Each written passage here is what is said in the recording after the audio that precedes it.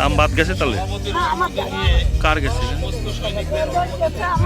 আপনাদের? আমার ছেলে মেয়ের গেছে, যার জন্ম এই জায়গায় সার্টিফিকেট আছে, সব স্কুল সার্টিফিকেট সব থাকতে আমার ছেলে মেয়ের ভোট কাটা যায়, এটা কি করে হয় সম্ভব?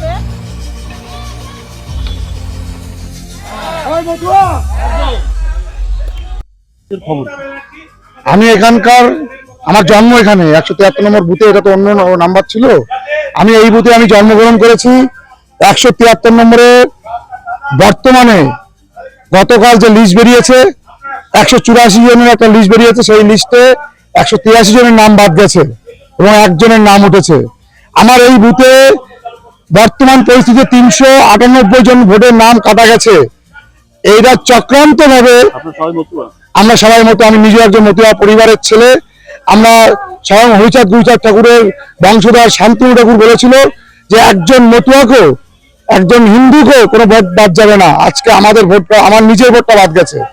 আমার পাসপোর্ট আছে, বার্থ সার্টিফিকেট আছে, এসসি কাস্ট সার্টিফিকেট আছে এবং মাধ্যমিক পাস সার্টিফিকেট আছে, তা সত্ত্বেও আমার নামটা বাদ গেছে। আজকে আমি শান্তনু ঠাকুর এবং বিজেপি নরেন্দ্র মোদীর কাছে আমি দাবি করছি যে আপনারা যে ভাওতাবাজি দিয়ে আমাদেরকে প্রশ্রয় দিয়েছিলেন যে আপনাদের কোনো হিন্দুর নাম বাদ যাবে না।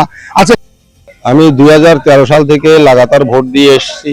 প্রতিবারই ভোটে প্রক্রিয়ার মাধ্যমে আমি অংশগ্রহণ করি এবং আমার সুচিন্তিত সরকারকে নিজের সহমত পেশ করার জন্য চেষ্টা করি। এবার কি হচ্ছে? এবার তো বর্তমানে যেটা বুঝে যাচ্ছি, নির্বাচন কমিশনার ওনাকে তো মালিক বানিয়ে ফেলেছে আমাদের দেশের গভর্নমেন্ট। কালকের তালিকায় আমার নাম তো নাই, নাম ডিলিট হয়ে গেছে। তো আমার যে নাম ডিলিট হয়ে গেছে কার কাছে জিজ্ঞেস করব? নির্বাচন কমিশনার কাছে সিএম জিজ্ঞেস করে, 6-6টা চিঠি পাঠায়, উনি কোনো উত্তর দেয় না।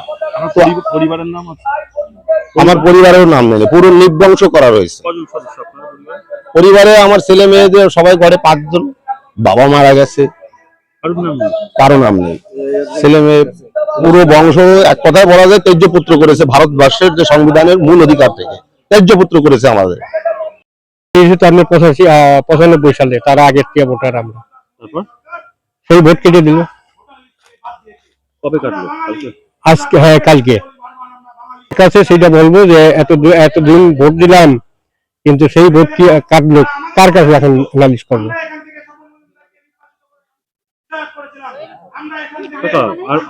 আমার 2 ছেলে, আমার বউ আর আমি, 4 জনই বাদ, 4 জনই নাম কেটে দিচ্ছে। আপনার পরিবারের কার কার নাম ছিল তালিকায়? আমার আর আমার ছেলের নাম ছিল, ও মার উঠে গেছে, আমার আর আমার ছেলের নাম ছিল। আপনার বাবার নাম ছিল না? আমার স্বামী মারা গেছে, আগে ছিল ভোট, এই 4 বছর মারা গেছে উনি। কত সাল থেকে ভোট দিতেন আপনারা? আমি এখানে ভোটার হয়েছি মনে হয় 18 সাল থেকে, কারণ আমি তো বিহারে বিবাহ সূত্রে বাইরে থাকতাম, বিহারে আমার শ্বশুর বাড়ি ছিল, তাও এখানে থাকতাম। ওইখান থেকে এখন আমার ছেলে বড় হলো, এখান 2012-তে আমি এইখানে এসেছি।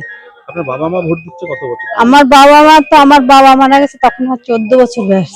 ভোট দিত না? হ্যাঁ, ওনার 1975 ভোটার লিস্ট নিয়ে এসেছি। আমার মায়ের 2002 এর ভোটার লিস্ট দিয়ে আমি জমা দিয়েছি। আমার মা 3 বছর মারা গেছে, এই বৈশাখে 3 বছর হবে। আপনার ভোটার তালিকায় নাম নেই? কেটে দিয়েছে কালকের লিস্টে। আমার স্কুল সার্টিফিকেট আছে, আমার তো 1963 সালে সেই স্কুল সার্টিফিকেট আছে। আমি আমার বাবার 1973 সালে দলিল দেখিয়েছি সব, কিন্তু তাতে আমার নাম উঠেনি। আমার আই কার্ড, আধার কার্ড, আমার প্যান কার্ডটা একটু ভুল আছে বলে আমি প্যান কার্ডটা শো করিনি বাবা। আর আমার ছেলের 1990-তে জন্ম, এই ঠাকুরনগর হসপিটালে। ওর I card, Aadhaar card, PAN card, birth certificate সবই দিয়েছিলাম। ওর স্কুলে পড়াতে মানে ওইখানে থাকতাম, তো ওখানে পড়ানো হয়নি, কিন্তু ওর ওইগুলো দিয়ে ওরটা জমা দিয়েছিলাম। কিন্তু আমাদের কোনো নামে মানে এতদিন উঠেছিল, কিন্তু এই যে কালকে ডিলিট। 185, 186 বিচারাধীন ছিল, 186। তার মধ্যে আমাদের 2টো এখনো বিচারাধীন আছে, আর একজনের মাত্র নাম উঠেছে, আর 174 জন নামই কাটা গেছে। এর কারণটা কি আমরা এখনো বুঝে উঠতে পারছি না, এবং এই নিয়ে আমাদের পাড়ার মধ্যে এখন একটা হাহাকার চলছে। মানুষ খুব মানে এত ভীত হয়ে গেছে যে মানুষ এখানে ওখানে ছুটাছুটি করছে কিভাবে নাম তোলা যায়, কিন্তু আমরা তো কেউ কিছু বলতে পারছি না। আরো লেটেস্ট খবরের আপডেট পেতে ফলো করুন রাতদিন.in।